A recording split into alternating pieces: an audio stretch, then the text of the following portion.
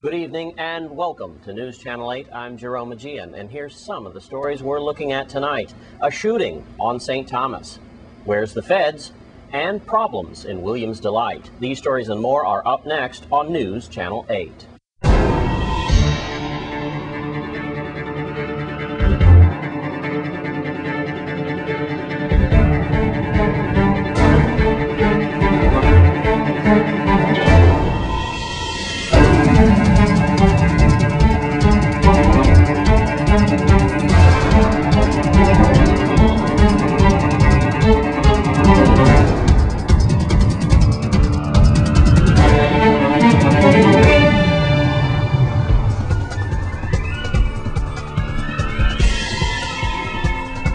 In our top story tonight, we have a late-breaking story we're trying to piece together. There was a joint operation involving federal and local authorities just a little while ago, and at a time when a scandalous article came out from the St. Croix source about the feds and the local police not cooperating with each other, calling the Virgin Islands the Wild, Wild West. That's because of our murder rate. And let's go to Wes Small with the story. Thanks a lot, Paul. This is what we got.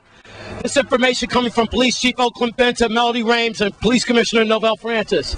It is now around 3 o'clock in the afternoon. News Channel 8 got a call that it's a joint effort between the federal authorities and local authorities to confiscate illegal weapons and guns.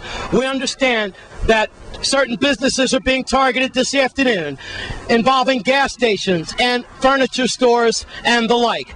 An official memo is to be put out to the media, so by then, when this broadcast is being aired, Jerome, we should have it for you. Right now, Melody Rames and Police Commissioner Novell Francis are en route from the island of St. John.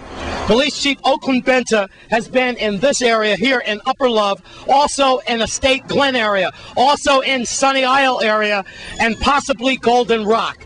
This information is just in its embryonic stages. Again, it's a federal and local joint operation to confiscate illegal weapons and drugs, that headed by businesses of gas stations and furniture stores. We can also tell you this at a time on the St. Croix source, when it comes out that alcohol, tobacco, and firearms have abandoned our territory, and this is pretty much like the Wild Wild West, being we have 32 shootings, 32 homicides in our territory of a population of 100. Bingo, per capita, we seem to be in bad shape.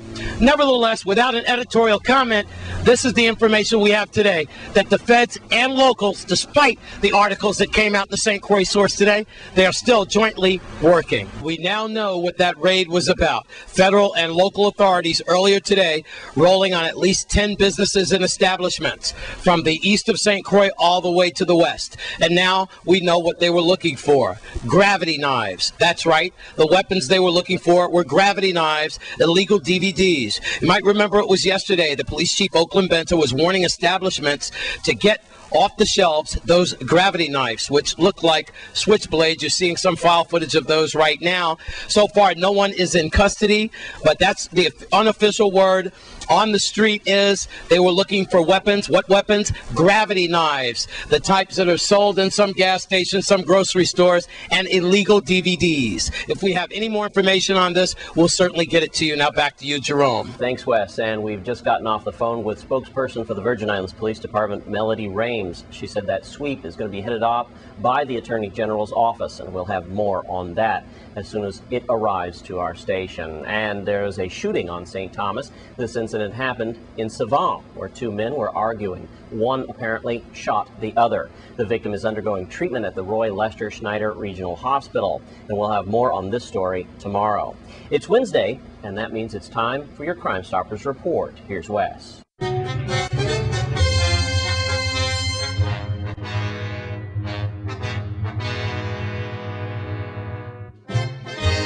Thanks a lot, Jerome. It is Wednesday. Let's do Crime Stoppers. I've always waited for this day. I've always wanted to do a Crime Stoppers, especially on our home turf in St. Croix, when we don't have a Crime Stoppers today. That's because police were looking for the suspect in the killing of 43-year-old Stanislaw McIntosh. Remember that in Campo Rico? Bingo. We just broke that story yesterday. We have a 17-year-old minor in custody for that story. Of course, it's not happy to do any murder, but I am happy to say that perhaps that's almost solved because we have a 17-year-old in custody today. He is a suspect in the slaying of Stanislaw McIntosh. But still, for the island of St. Croix, if you see a crime committed or you know about that, you should call 1-800-222-TIPS. Let's go to St. John at 10:30 at night on January 13th in Estate Bethany of this year. We're looking for an unknown male who was wearing all black clothing, black mask, and a hat. He entered a residence and he brandished a gun and demanded money. There were 4 individuals at that home at that time. Police are looking for any suspects in that case. St. Thomas, police are looking for the killer of 34-year-old Jonas Milford. He's from Haiti. You might remember he was shot and killed. He was with his friends, and that was involved in a robbery that went bad near Oswald Harris Court, April 6th of this year at around 10:30 at night. If you know anything about that, then you should call 1-800-222-TIPS. All operators are bilingual, 1-800-222-8477.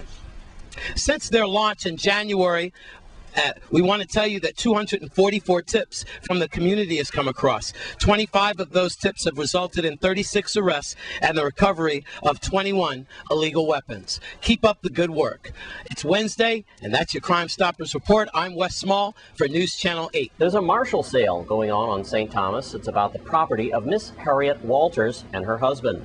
News Channel 8's Lee Carl files this report. This story broke some time ago. Virgin Islanders found it hard to believe. A Virgin Islander working for the feds in Washington, D.C., making $80,000 a year, was involved in a $48 million scam. She even brought in some of her relatives, including her brother.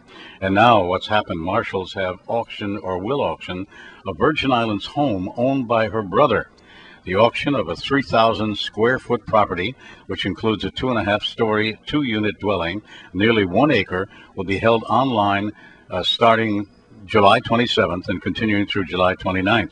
Interested bidders can find more information, as we did here, and photographs of the property itself. Now, the U.S. Marshal Service will put the home at Estate Sorgenfrei on the auction block later this month because it had been bought by ill-gotten proceeds from a major Washington tax scam.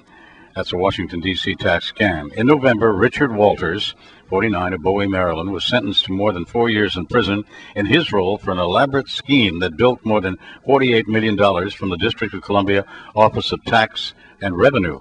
The scheme centered on issuing proper tax rebate checks to sham companies.